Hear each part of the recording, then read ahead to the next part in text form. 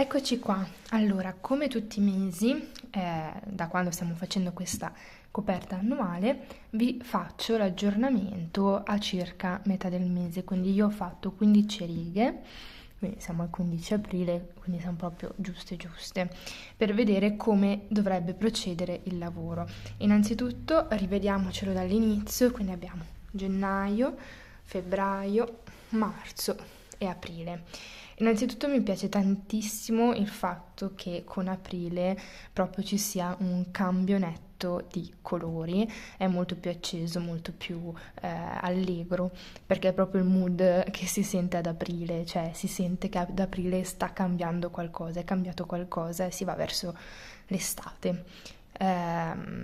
Quindi detto questo, come avete visto, come avevo spiegato anche nel video del punto di aprile, io ho deciso di tenere sempre la stessa proporzione di punto in avanti, quindi punto di rilievo davanti e punto di rilievo dietro, e quindi l'effetto è di queste strisce in rilievo.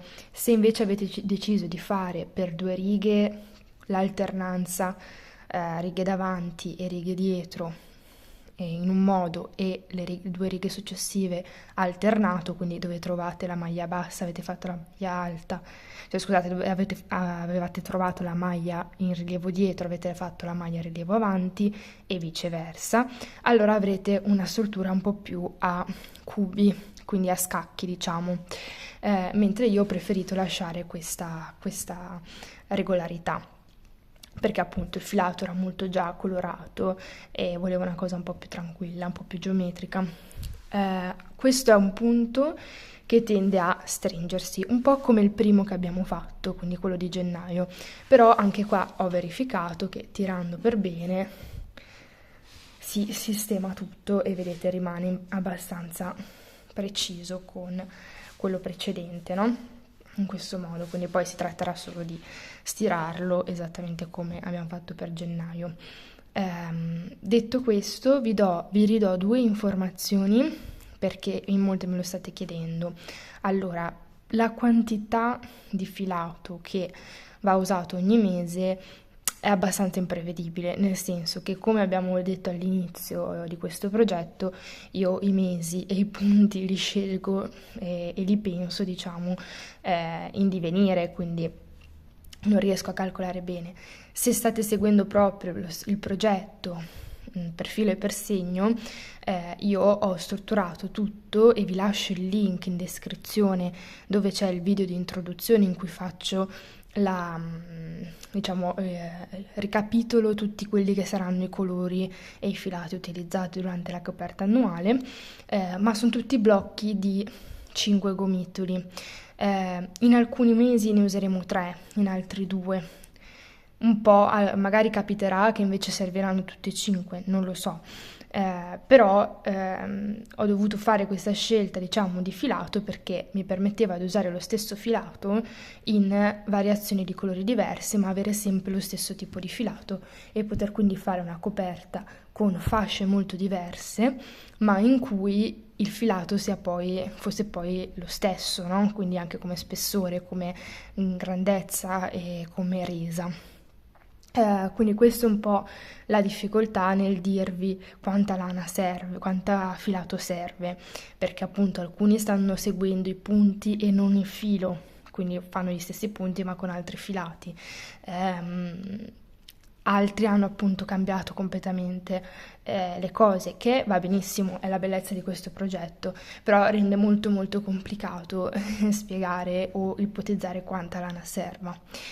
Detto questo, per chi segue proprio il progetto alla lettera, quindi esattamente come lo sto facendo io sto anche realizzando dei tutorial utilizzando lo stesso filato che usiamo per la coperta, ma per fare altri progetti, in modo che se in un mese usiamo 3 gomitoli su 5, abbiamo comunque un altro progetto che va bene con quel filato lì, in modo che comunque lo possiamo riutilizzare e non va sprecato, a parte che il filato non va mai sprecato perché in qualche modo si riutilizza sempre, però comunque faccio anche dei video proprio per chi sta seguendo questo progetto e ai quali magari avanza appunto un gomitolo o due gomitoli.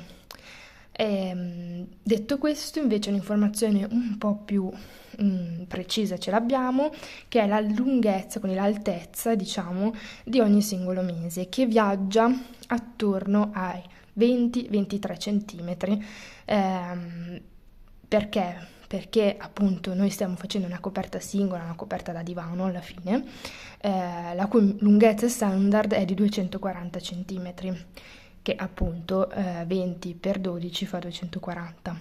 Poi dico tra i 20 e i 23 perché ci sono dei punti più elastici, dei punti più rigidi, quindi varia leggermente, però non è una cosa così rilevante. Questo è giusto per dare due informazioni perché molti me l'avevano chiesto. Detto questo, ripeto, questo punto qua di aprile mi piace molto perché proprio dà un bello stacco e con questo pattern qua a righe dà un attimo di ordine al filato che altrimenti, vi faccio vedere, sarebbe molto molto molto caotico. E invece questa geometria, diciamo, lo aiuta a essere un po' più ordinato, un po' più anche d'impatto, diciamo. Detto questo, di nuovo vi ricordo che in descrizione vi metto il link introduttivo all'intero progetto, così chi vede, diciamo, per la prima volta questo video senza aver seguito tutto il progresso può ripartire dall'inizio. Ci sono anche, appunto, c'è anche la playlist con la raccolta di tutti i video della coperta annuale, la spiegazione del punto e l'aggiornamento a metà mese di tutti i mesi, quindi ci ha spiegato tutto. Il filato lo trovate nel link in descrizione di tutti i video, poi ovviamente potete scegliere il colore che preferite, se non volete farlo proprio uguale identica. E niente, questo è l'effetto appunto di aprile, mi piace tantissimo, tant'è che sto pensando di realizzare anche una canotterina estiva con questo filato e con questo punto perché rende veramente molto, secondo me, un po' anche anni 80 ci può stare, insomma, con un pantalone bianco estivo secondo me è perfetta, un pantaloncino, una minigonna, insomma, comunque poi farò il tutorial e niente, vi ringrazio come sempre di seguire questo progetto con me, vi ricordo di lasciare like, di iscrivervi al canale e qualsiasi domanda abbiate sul progetto, su questo punto, su altri punti, scrivetemelo nei commenti. Grazie e ciao!